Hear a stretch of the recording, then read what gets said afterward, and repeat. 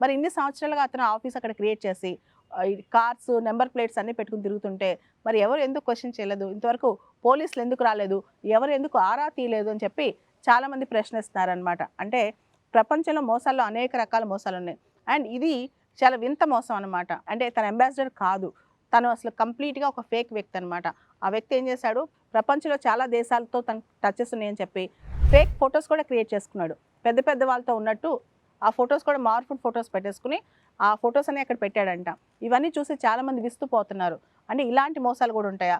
లేని దేశం వెస్ట్ ఆర్కిటికా అనే దేశమే ప్రపంచంలో గుర్తింపు లేని దేశం అనమాట. అసలు ఆ దేశమే కాదు, వెస్ట్ ఆర్కిటికా అనే ప్రాంతమే ప్రపంచంలో లేదు.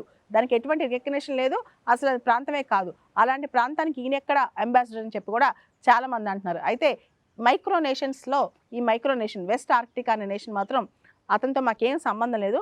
అతను మాకెప్పుడో కొంచెం డొనేషన్ ఇచ్చాడని ఒక అఫీషియల్ స్టేట్మెంట్ ఇచ్చింది.